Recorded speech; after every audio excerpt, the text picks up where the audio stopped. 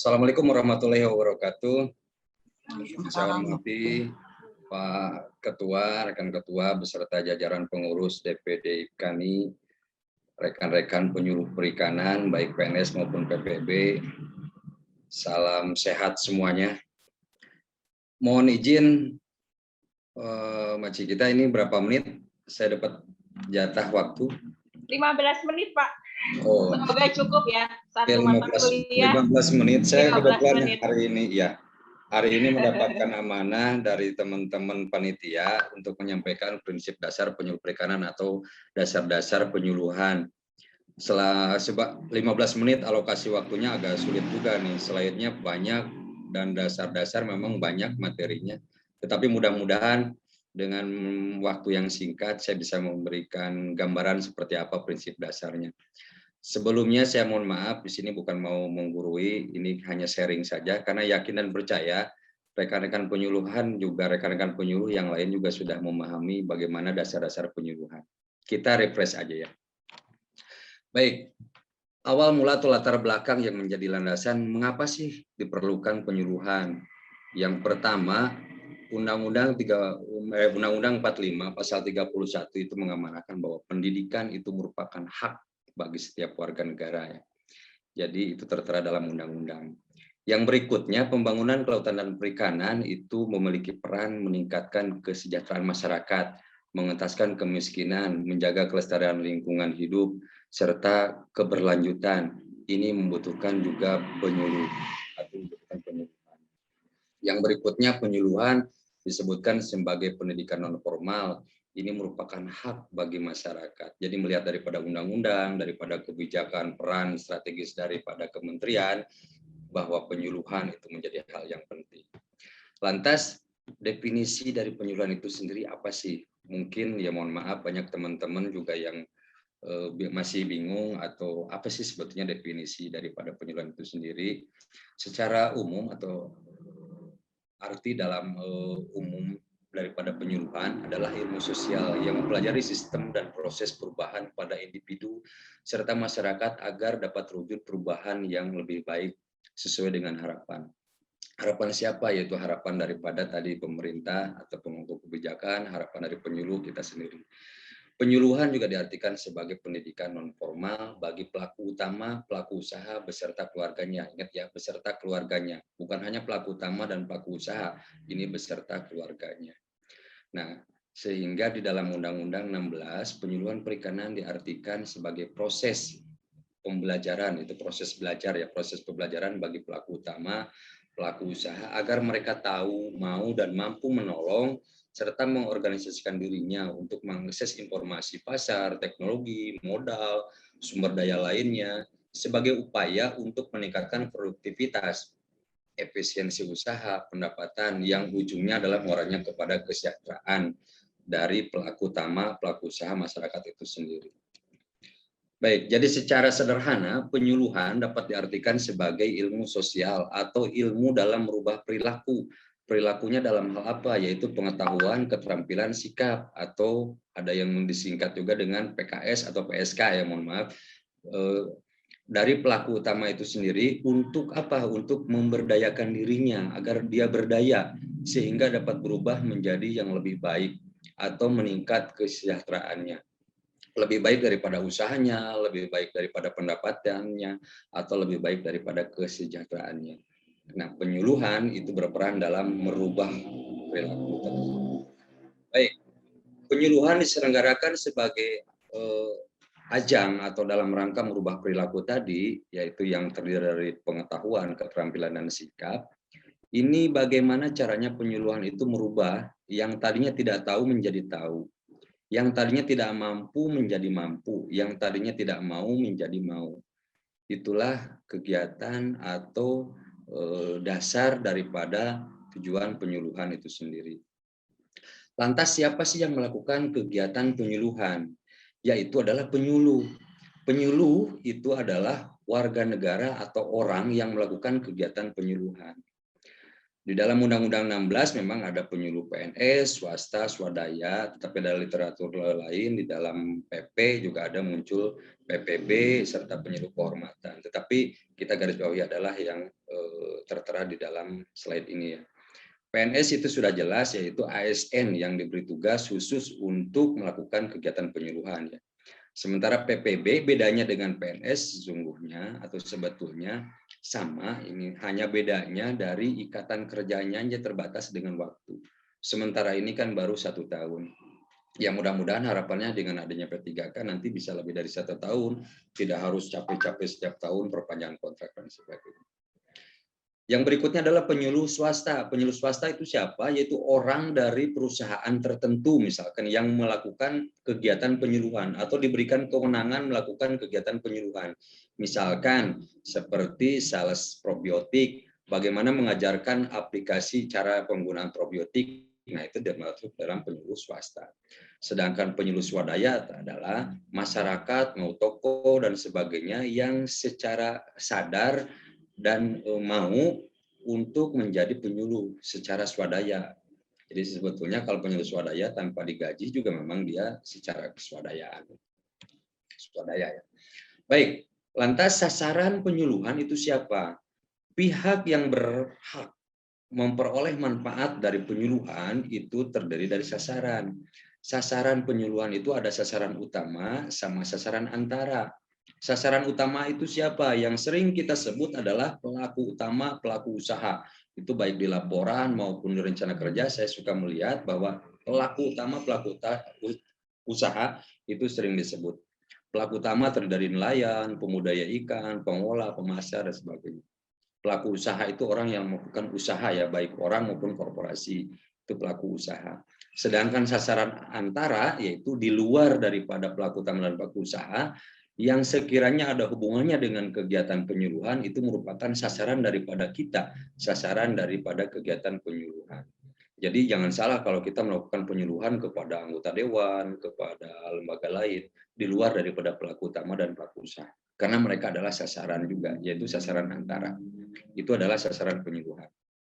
Nah, yang berikutnya adalah hubungan antara penyuluh dengan sasaran. Tadi sudah disebutkan dengan penyuluh, siapa sasarannya. Karena penyuluh dan sasaran itu berhubungan terus di dalam kegiatan penyuluhan, yang tujuannya adalah kegiatan dari penyuluhan itu adalah terjadinya perubahan perilaku, sehingga suka tidak suka ini membutuhkan amunisi atau membutuhkan materi. Jadi harus ada materi penyuluhan yang disampaikan. Mungkin nanti materi itu apa dan sebagainya akan dikupas habis oleh pemateri lain. Yang berikutnya, hubungan penyuluh dengan sasaran itu harus adanya komunikasi, harus ada interaksi. Tanpa komunikasi, tanpa interaksi, niscaya perubahan perilaku yang sesungguhnya ingin dicapai dari kegiatan penyuluhan itu sulit tercapai. Namun untuk membahas komunikasi, saya rasa waktunya mungkin tidak akan cukup. Baik, materi dan komunikasi. Materi itu dapat diterima atau bisa sampai kepada sasaran. Itu kan keinginannya, kondisi yang kita harapkan adalah materi itu bisa diterima atau bisa diadopsi. Di dalam kegiatan penyuluhan itu ada adopsi. Yang berikutnya komunikasi itu harus berjalan dengan efektif. Maka ini membutuhkan media dan metode serta teknik dari penyuluhan itu sendiri. Materi agar dapat diterima oleh sasaran itu harus disusun dalam bentuk media penyuluhan. Ini dasarnya kenapa ada muncul media, metode, dan teknik sebagainya. Jadi materi harus disusun dalam media yang sesuai, medianya nanti dipilih berdasarkan apa, nanti rekan pemateri lain yang akan menjelaskan. Yang berikutnya komunikasi. Nah, komunikasi karena kita komunikasi itu hubungan kita dengan sasaran atau dengan masyarakat, ini membutuhkan teknik ataupun membutuhkan metode yang sesuai dengan kemampuan kita, sesuai dengan kebutuhan sasaran dan sebagainya. Mohon maaf, mungkin komunikasi tidak akan begitu dijelaskan. Yakin dan percaya teman-teman juga sebetulnya dengan komunikasi atau ilmu komunikasi sudah jalan dan sudah fasih di lapangan. Yang berikutnya dengan asas penyuluhan, saya ingin menggambarkan bahwa penyuluhan atau kita sebagai penyuluh dalam melakukan penyuluhan itu harus memberikan manfaat. Karena ajas penyuluhan adalah ajas manfaat. Jadi bukan kita memanfaatkan pelaku utama, bukan maksudnya. Ini memberikan manfaat. Jadi apa yang kita sampaikan, apa yang kita lakukan memberikan manfaat kepada masyarakat.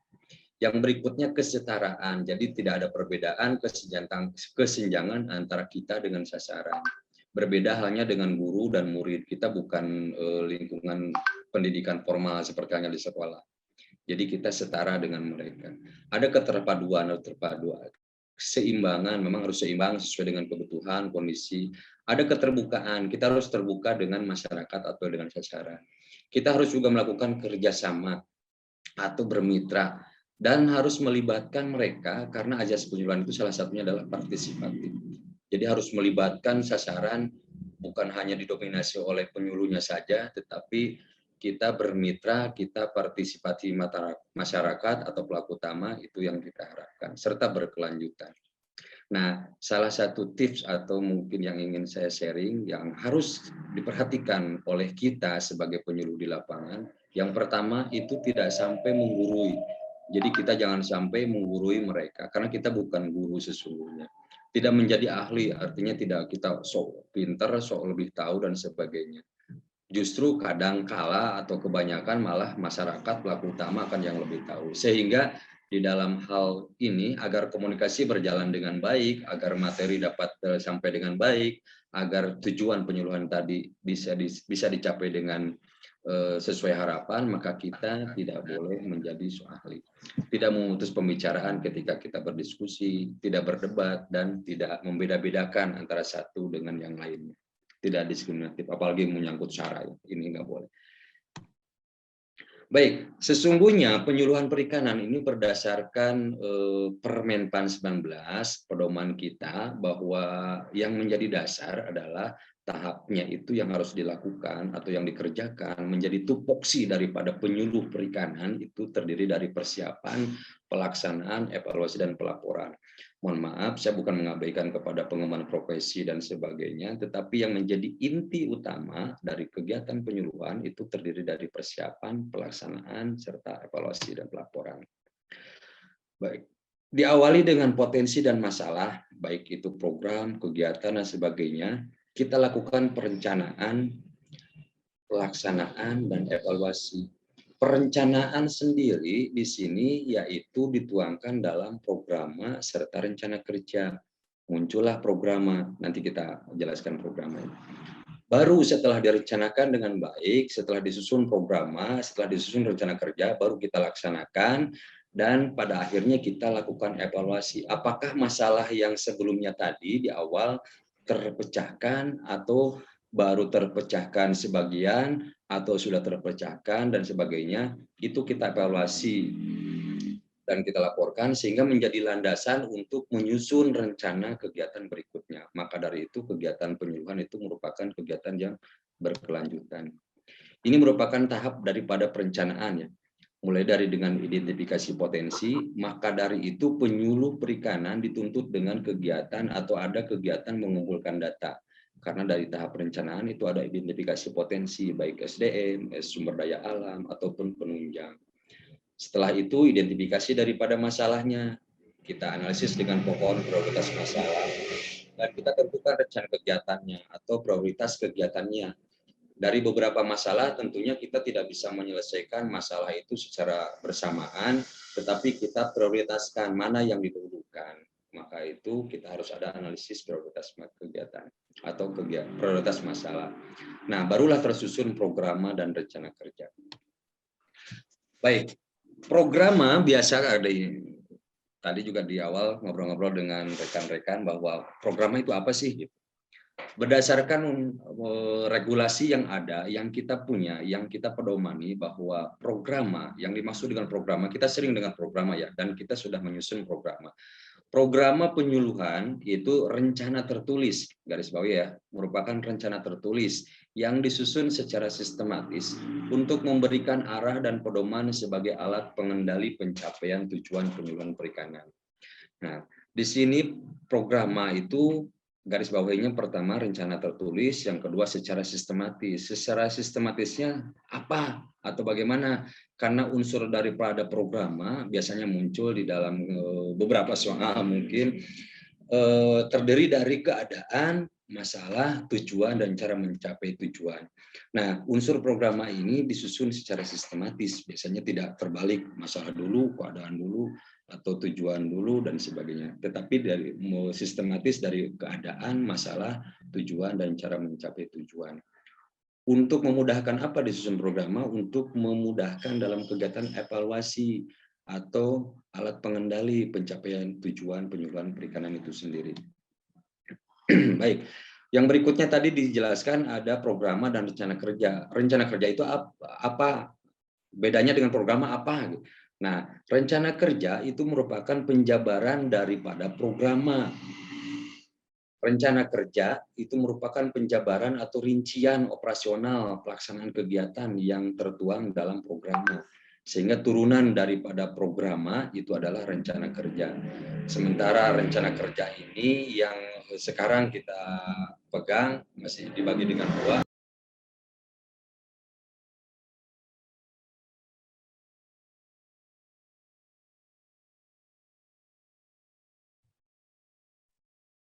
Suaranya Pak belum diambil. Gimana? Sudah terdengar? Sudah. Oke. Sementara ini rencana kerja itu disusun berdasarkan tahunan dan bulanan. Baik, lanjut. Maaf, ini gangguan seperti ini. Oke, diagram alir ya. Diagram alir penyusunan programa. Tadi, sebagaimana dijelaskan di awal, bahwa programa itu terdiri dari keadaan, masalah, tujuan, dan cara mencapai tujuan. Berawal daripada kondisi saat ini kondisi saat ini itu keadaan existing berdasarkan yang terjadi di tahun ini atau saat ini, bulan ini merupakan keadaan. Keadaan itu sendiri terdiri dari data aktual dan data potensial. Ini karena kita mengumpulkan data ya, data keadaan itu merupakan data aktual dan data potensial. Nanti kita jelaskan satu persatu. Nah, perbedaan dari aktual dan potensial ini muncullah masalah. Masalah terdiri dari masalah khusus, masalah umum, sekalipun nanti dijabarkan menjadi masalah perilaku dan non-perilaku. Yang kita selesaikan adalah masalah perilakunya. Dari masalah ini baru kita muncullah tujuan dan cara mencapai tujuan. Ini yang disebutkan dengan sistematis seperti ini alurnya. Terus sehingga dicapailah kondisi masa depan itu seperti apa yang ingin kita harapkan dari kegiatan penyuluhan. Nah, masuk kepada data aktual. Data aktual itu data yang terjadi saat inilah. Yang lebih mudahnya penjelasan daripada data aktual itu data yang terjadi atau fakta yang terjadi saat ini. Sementara data potensial itu merupakan potensi untuk dilakukan pengembangan, potensi untuk dilakukan perubahan. Bisa berdasarkan hasil dempon, hasil percontohan, bisa saja hasil kaji terap, atau berdasarkan literatur, atau berdasarkan kemampuan daripada kelompok lain, orang lain yang terdekat. Itu potensial. Nah, kesenjangan atau perbedaan dari data aktual dan data potensial itu yang disebut dengan masalah. Sehingga kalau masalah, ya apa yang dimaksud dengan masalah dalam penyuluhan, itu sesungguhnya merupakan kesenjangan atau perbedaan dari data aktual dan data potensial. Itu dikatakan dengan masalah. Sedangkan tujuan adalah kondisi yang ingin dicapai dalam kegiatan penyuluhan. Ini untuk memudahkan apa yang dimaksud dengan data aktual dan data potensial, saya memberikan contoh gambaran, misalkan produksi ikan bandeng di kelompok sejahtera Kecamatan Panimbang, Kabupaten Pandeglang, itu baru mencapai atau baru mampu dicapai rata-rata 2 ton per hektar. Sementara berdasarkan hasil dempon di desa sebelahnya, itu bisa mencapai 5 ton per hektar. Perbedaan 2 ton sama 5 ton ini yang tadi disebutkan dengan kesenjangan antara data aktual dan data potensial, itu ada masalah.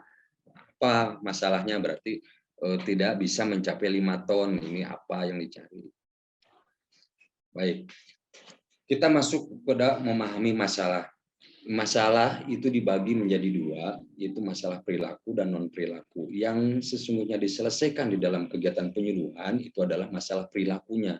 Non perilaku bukan berarti tidak bisa diselesaikan, tetapi mungkin menjadi prioritas yang berikutnya, karena sesungguhnya kita hanya bisa mencapai kepada masalah perilaku. Perilaku siapa? Yang tadi, pengetahuan, keterampilan, sikap daripada pelaku utama ataupun pelaku usaha, atau sasaran dari penyuluhan. Masalah perilaku itu masalah yang berhubungan dengan pengetahuan, keterampilan, dan sikap ya, dari sasaran, baik sasaran utama maupun sasaran antara. Sedangkan non perilaku itu yang di luar daripada PKS itu sendiri. Bisa saja misalkan berkaitan dengan kebijakan yang lain atau kondisi yang lain atau berdasarkan musim, curah hujan dan sebagainya, itu non perilaku daripada sasaran. Tidak bisa dipungkiri kalau masalah curah hujan, masalah iklim dan sebagainya itu merupakan keadaan yang masuk kepada masalah non perilaku. Ini salah satu gambaran contoh untuk membedakan data aktual, data potensial dengan masalah perilaku dan non perilaku. Saya rasa mungkin bisa dibaca. Salah satu contoh misalkan data aktual yang terjadi saat ini, biaya pemasarannya mahal, 1.000 per kilogram. Potensinya bisa ditekan sesungguhnya menjadi 500 per kilogram gitu.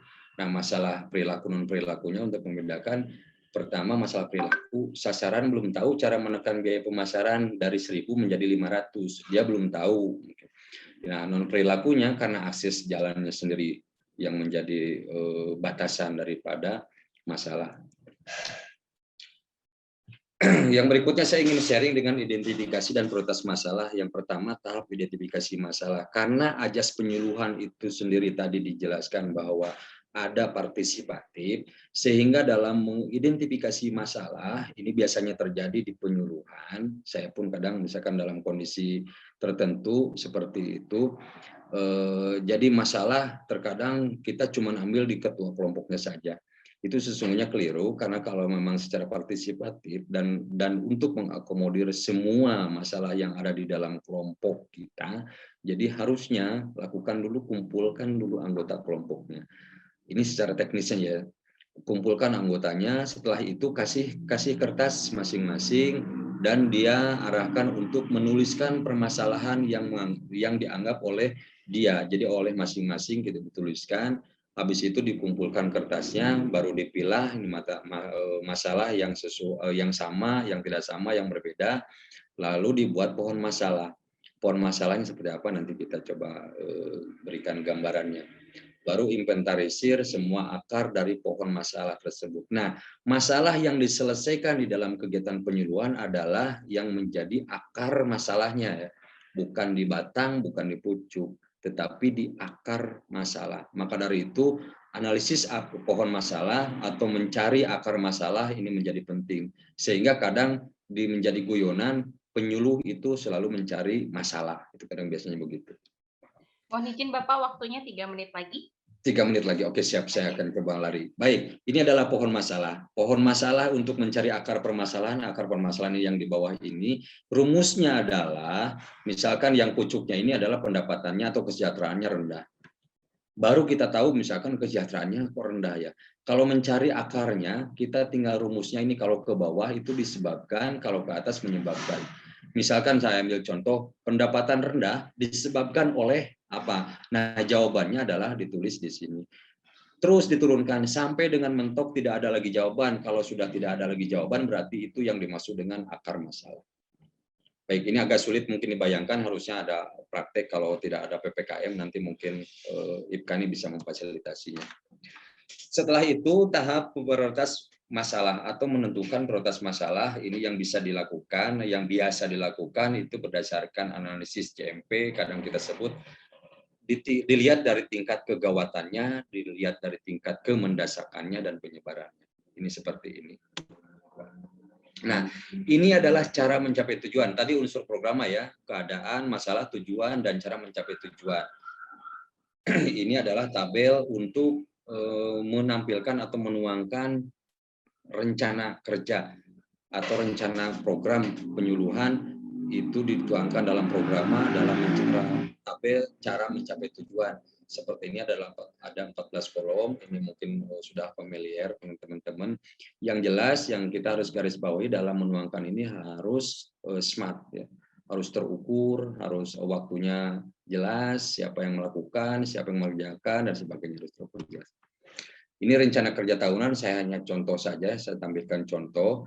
Rencana kerja tahunan dan rencana kerja bulanan, tentunya tabelnya biasanya berbeda. Ini dilihat, disesuaikan dengan pedoman yang dikeluarkan oleh Sempur. Karena saya lihat yang 2020 dengan 2021 itu antara rencana kerja itu berubah, sehingga disesuaikan saja kalau ini dengan situasi yang ada. Saya rasa mungkin selesai itu.